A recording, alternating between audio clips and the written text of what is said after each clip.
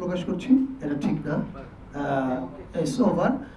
এবং দ্বিতীয় কথা হচ্ছে এই যে সাংবাদিকের কাজ করবেন, আমরা আমাদের কাজ করছি, এটা স্বাভাবিক। তবে এটাও সত্য কথা, আমরা যখন একটা ট্যুরে থাকি, ধরুন আমি ডিসি সাহেবকে আমার একটা কনফিডেন্সিয়াল কথা বলছি, এটা রেকর্ড না হয় ভালো। এখন আমরা যখন ভিজিট করছি, ঘুরছি, এটা ভেরি ডিফিকাল্ট টু আন্ডারস্ট্যান্ড যে কোন দিক থেকে কখন ক্যামেরা চলছে।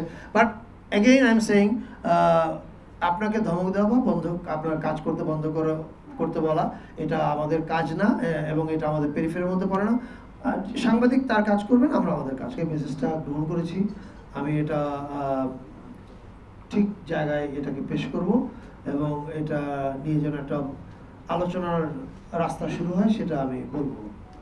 এটুকু বলতে পারি। Thank you. চট্টগ্রামবাসী চায় যে এটা স্যার সংস্কৃতি বিষয়। সফরের পরে যে সিদ্ধান্তটা নিয়েছি সেটা হচ্ছে এই যে শুধু বরাদ্দ বাড়ানোটাই গুরুত্বপূর্ণ না, গুরুত্বপূর্ণ হচ্ছে এটাকে একটা পূর্ণাঙ্গ মিউজিয়ামে রূপান্তরিত করা, এবং সেটা করার জন্য প্রয়োজন হচ্ছে প্রপার কিউরেটর যারা জানবেন। কারণ এটা শুধু চিটাগং না, এটা জিয়াউর রহমানের এন্টায়ার লাইফ, মানে ৭১ সালে স্বাধীনতা যুদ্ধের ঘোষণা, কালুঘাট বেতার কেন্দ্র থেকে শুরু করে ওনার এন্টায়ার লাইফ, রাষ্ট্র পরিচালনায় উনি কী কী সিগনিফিকেন্ট কাজ করেছেন, এই সবগুলো জিনিসে আসার কথা, রাইট? তো এই জিনিসগুলো কিভাবে প্রপারলি অডিয়েন্সের কাছে রিপ্রেজেন্ট করা যায়, এটার জন্য একটা কিউরেশন টিম লাগবে, সেই টিমটা আমরা তৈরি করছি।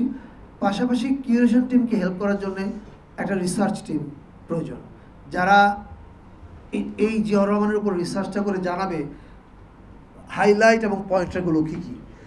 এটা আশা করি আমরা আগামী মাসখানেকের মধ্যে করতে পারবো। তারপরে আমরা এটার রেনোভেশনের বা আধুনিকীকরণের কাজ শুরু করব। এটা যতদিন লাগে আমি এখন এই মুহূর্তে আমার পক্ষে প্রেডিক্ট করা মুশকিল, কারণ এটা নির্ভর করবে কিউরেটর এবং রিসার্চারদের সবার উপরে। কিন্তু এই কাজটা আমরা উই হ্যাভ টেকেন আপ, এই কাজটা আমরা হাতে নিয়েছি, কাজটা শুরু হবে।